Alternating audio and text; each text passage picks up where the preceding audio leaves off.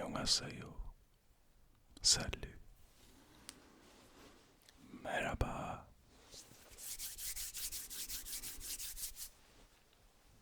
Hola. Ciao. Ni hao. Konnichiwa. Darova. And namaste. I hope you're doing well.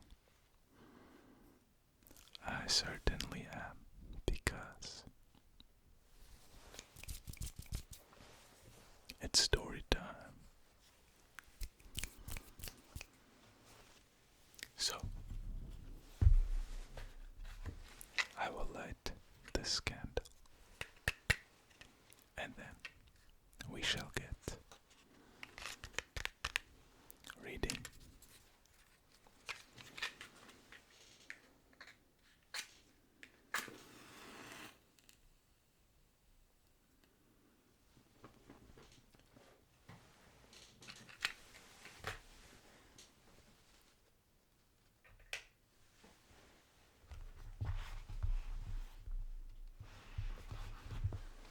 Okay, so this is the Reaper's image. And since I liked the boogeyman, it was the boogeyman.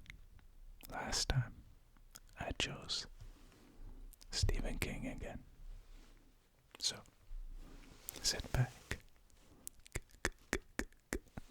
relax, relax, and enjoy, enjoy.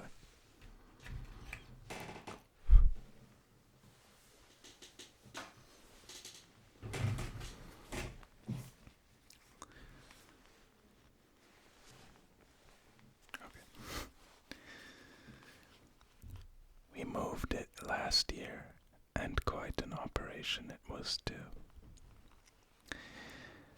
Mr. Carlin said as they mounted the stairs. Had to move it by hand, of course. No other way. We insured it against accident with Lloyd's before we even took it out of the case in the drawing room. Only firm that would insure for the sum we had in mind.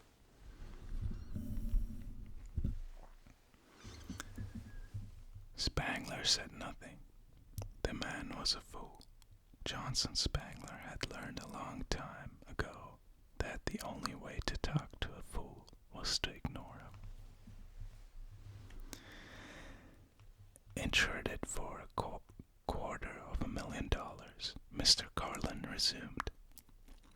When they reached the second floor landing, his mouth quirked in a half-bitter, half-humorous line. And a pretty penny it cost, too. He was a little man, not quite fat, with rimless glasses and a tanned bald head that shone like a varnished volleyball. A suit of armor guarding the mahogany shadows of the second floor corridor stared at them impassively.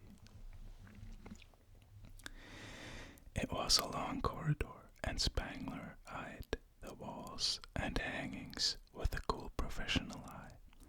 Samuel Claggart had bought in copious quantities, but he had not bought well.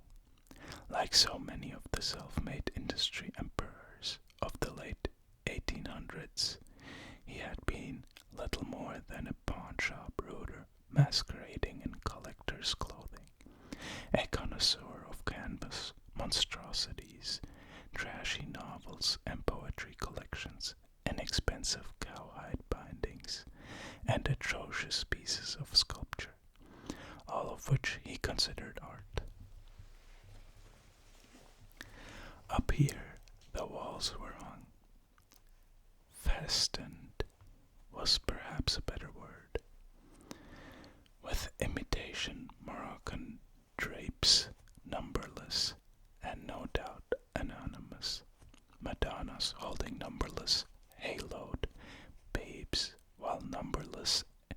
angels flitted hither and thither. In the background, grotesque scrolled candelabra, and one monstrous and obscenely ornate chandelier surmounted by a salaciously grinning nymphet. Of course, the old pirate had come up with a few interesting items. The law of averages demanded it, and if the Samuel Claggart Memorial Private Museum guided tours on the hour, admission $1, adults 50 cents, children nauseating, was 98% blatant junk, there was always that other 2%, things like the Coombs long rifle over the hearth in the kitchen, the strange little camera obscure in the parlor, and of course the Delver looking glass was removed from downstairs after a rather unfortunate incident, Mr. Carlin said abruptly, motivated apparently by a ghastly glaring portrait of no one in particular at the base of the next staircase. There had been others, harsh words, wild statements, but this was an attempt to actually destroy the mirror. The woman, a Miss Sandra Bates, came in with a rock in her pocket. Fortunately, her aim was bad and she only cracked a corner of the case. The mirror was unharmed. The Bates girl had a brother. No need to give me the dollar tour, Spangler said quietly. I'm conversant with the history of Delver glass. Fascinating, isn't it? Carlin cast him an odd, oblique look. There was that English duchess in 1709, and the Pennsylvanian rug merchant in 1746, not to mention.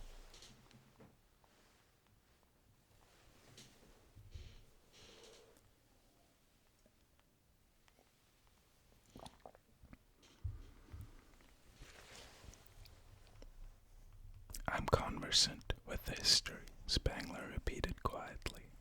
It's the workmanship I'm interested in. And then, of course, there's the question of authenticity. Authenticity. Mr. Carlin chuckled, a dry sound, as if bones had stirred in a cupboard below the stairs. It's been examined by experts, Mr. Spangler. So was the Lemlier. Stradivarius. So true, Mr. Carlin said with a sigh. But no Stradivarius ever had quite the unsettling effect of the Delver glass. Yes, quite, Spangler said in a softly contemptuous voice. He understood now that there would be no stopping Carlin. He had a mind which was perfectly in tune with the age. Quite. They climbed the third and fourth flights in silence. As they drew closer to the roof of the rambling structure, it became oppressively hot in the dark upper galleries. With the heat came a creeping stench that Spangler knew well, for he had spent all his adult life working in it. A smell of long dead flies and in shadowy corners of wet rot and creeping wood lice behind the plaster. The smell of age. It was a smell common only to museums and mausoleums. He imagined much the same smell might arise from the grave of a virginal young girl 40 years dead. Up here the relics were piled helter-skelter in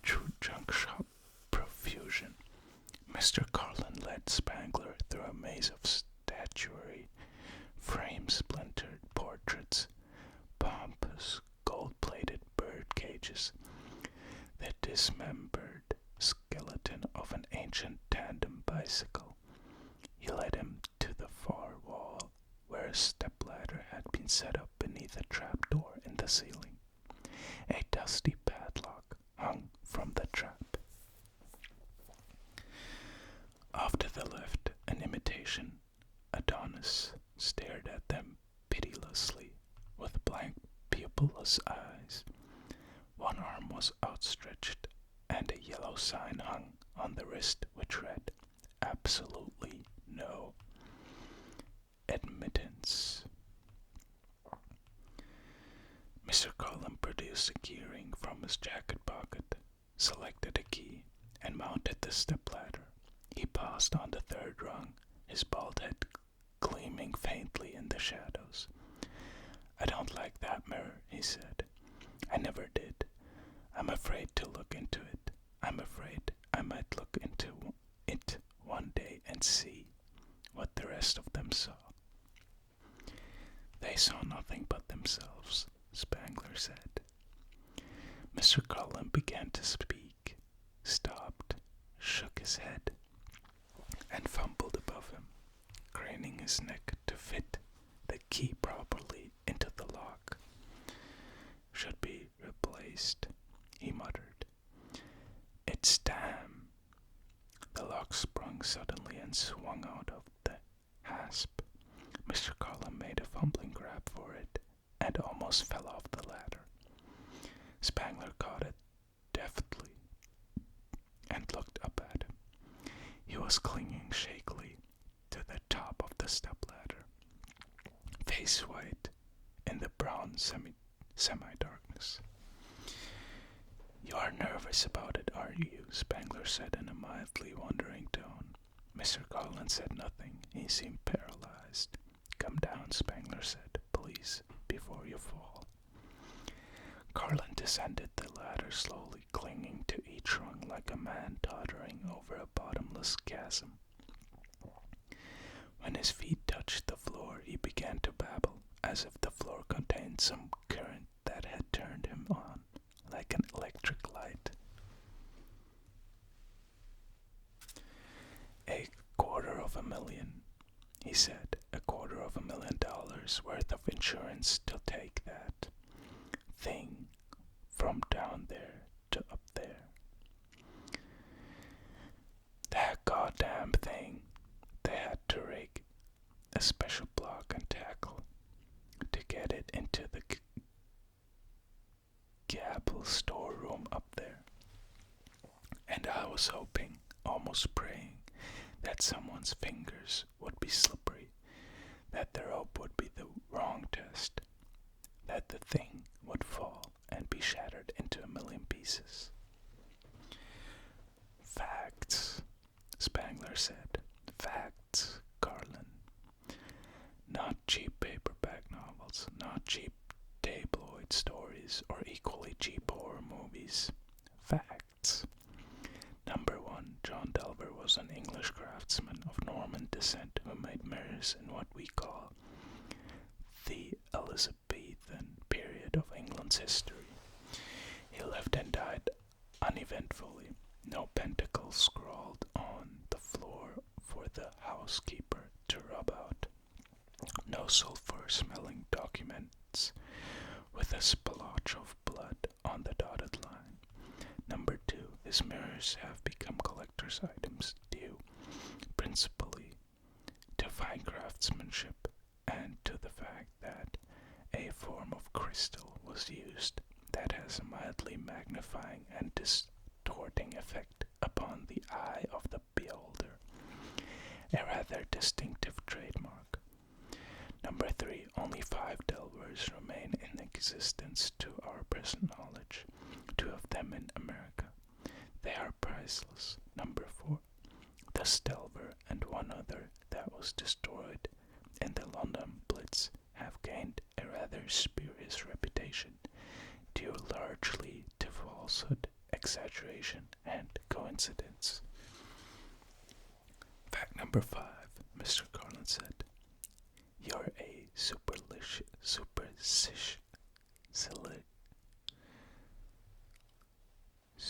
Sillyish bastard, aren't you?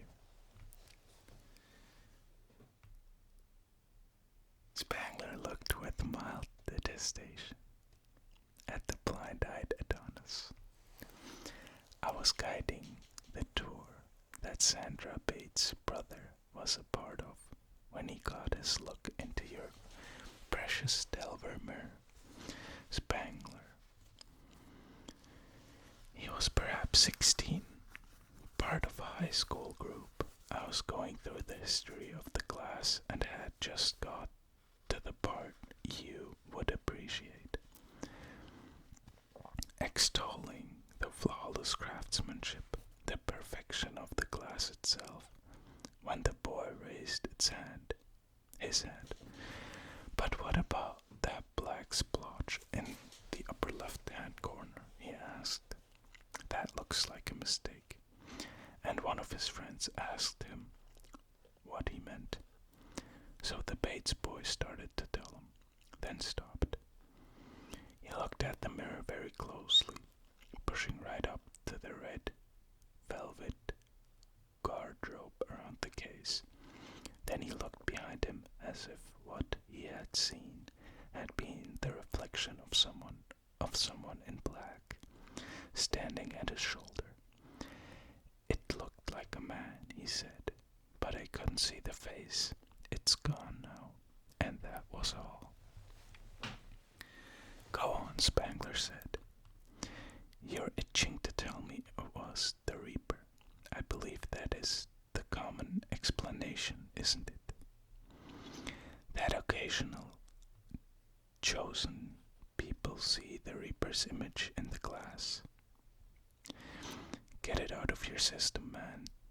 The National Enquirer would love it. Tell me about the horrific consequences and defy me to explain it. Was he later hit by a car? Did he jump out of a window? What? Mr. Carlin chuckled, a forlorn little chuckle. You should know better, Spangler. Haven't you told me twice that you are conversant with the history of the Delver glass? There were no horrific consequences. There never have been. That's why the Delver glass isn't Sunday supplementized, like the Koh-i-Noor diamond or the curse on King Tut's tomb. It's mundane compared to those. You think I'm a fool, don't you? Yes, Spangler said. Can we go up now? Certainly, Mr. Carlin said passionately. He climbed the ladder and pushed the trapdoor. There was a clickety-clackety bump as it was drawn up into the shadows by a counterweight, and then Mr. Carlin disappeared into the shadows. Spangler followed. The blind Adonis stared unknowingly after them. The gable room was explosively hot, lit only by one cobwebby, many-angled window that filtered the hard outside light into a dirty, milky glow.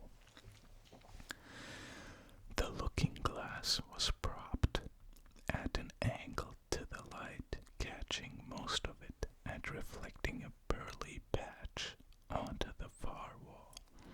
It had been bolted securely into a wooden frame. Mr. Carlin was not looking at it, quite studiously not looking at it. You haven't even put a dust cloth over it, Spangler said, visibly angered for the first time.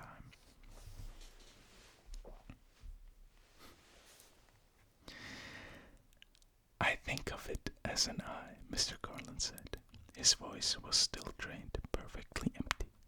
If it's left open, always open, perhaps it will go blind. Spangler paid no attention. He took off his jacket, folded the buttons carefully in, and with infinite gentleness, he wiped the dust from the convex surface surface of the glass itself. Then he stood back and looked at it. It was genuine. There was no doubt about it. Never had been, really. It was a perfect example of Delver's particular genius. The cluttered room behind him, his own reflection, Carlin's half-turned figure. They were all clear, sharp, almost three-dimensional. The faint magnifying effect of the glass gave everything a slightly curved effect that added an almost fourth-dimensional distortion. It was... His thought broke off, and he felt another wave of anger. Carlin said nothing. Carlin, you damn fool. I thought you said that girl didn't harm the mirror. No answer.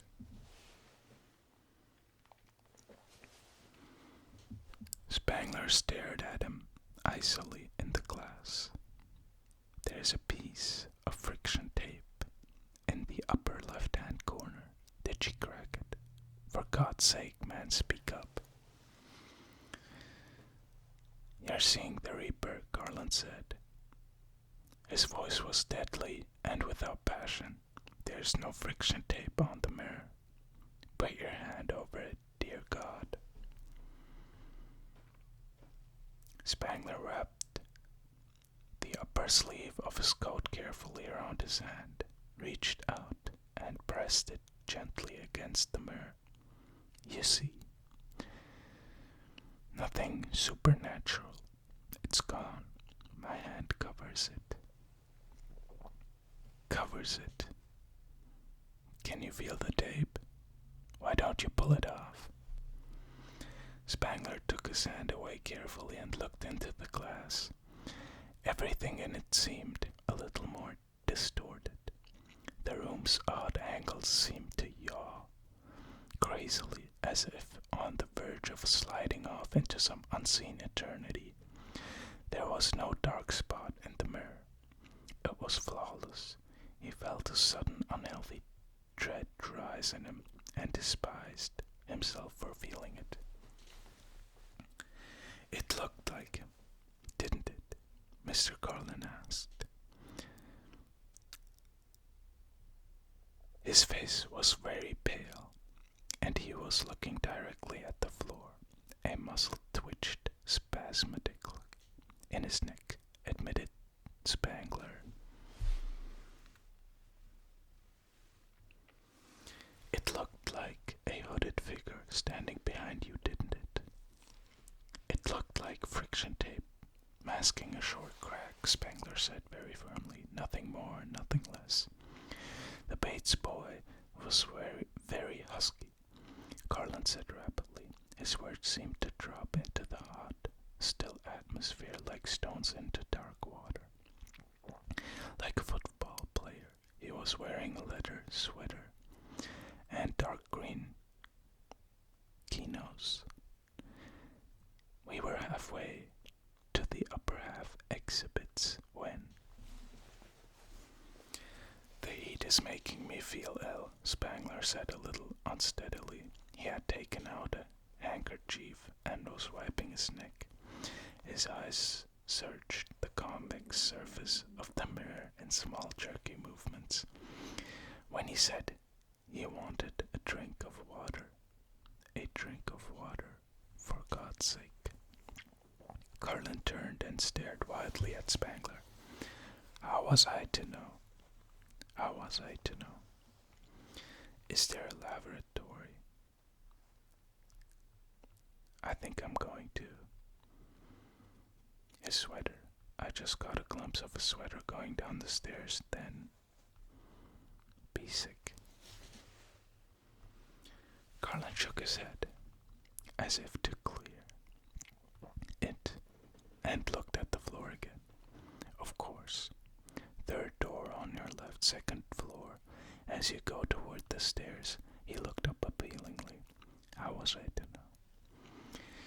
But Spangler had already stepped down onto the ladder.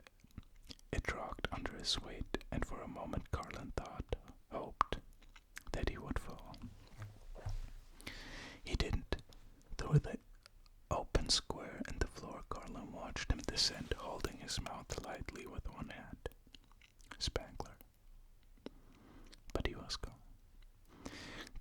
listened to his footfalls fade to echoes, then die away.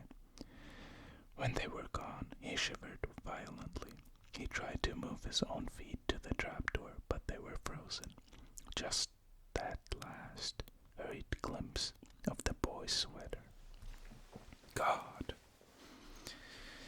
It was as if huge invisible hands were pulling his head, forcing it up, not wanting to look.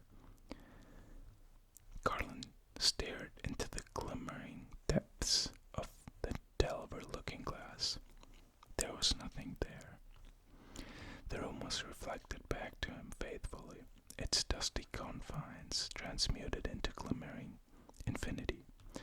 A snatch of a half-remembered Tennyson poem occurred to him, and he muttered it aloud.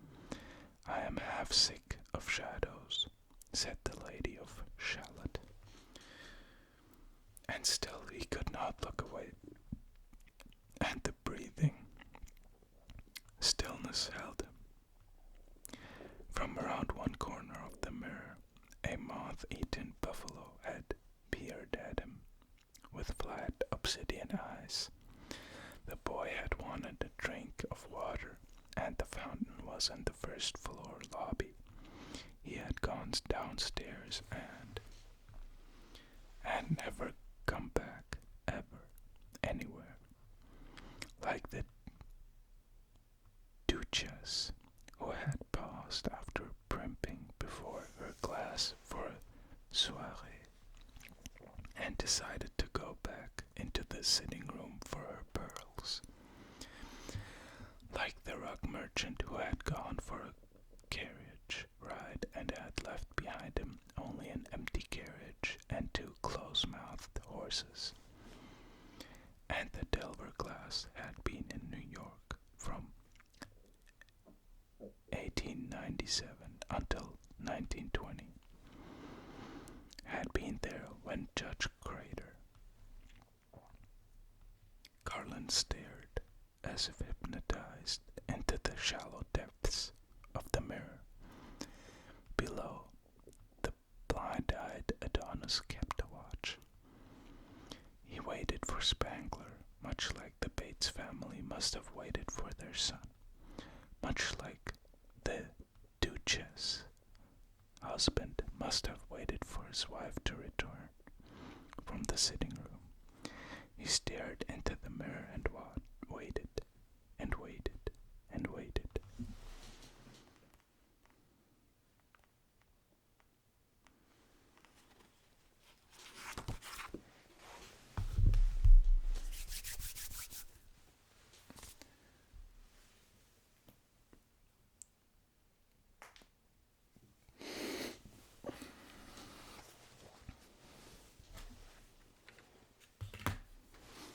Okay.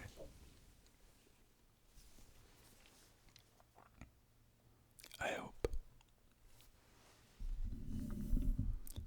you enjoyed today's story time.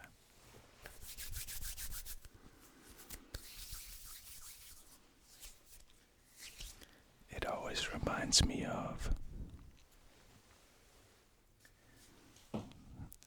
an English class. We used to have this exercise where we'd have a long text and then you'd have to read it out loud. Like one person, my teacher would pick a person and then that student would have to start reading the text until they mispronounced a word, and then it will be the next person's turn, and then that went on till we got through the text. And so whenever I'm having trouble mispronouncing words, that imagery pops into my head. But yeah, nevertheless, I hope this video helped you relax in some way.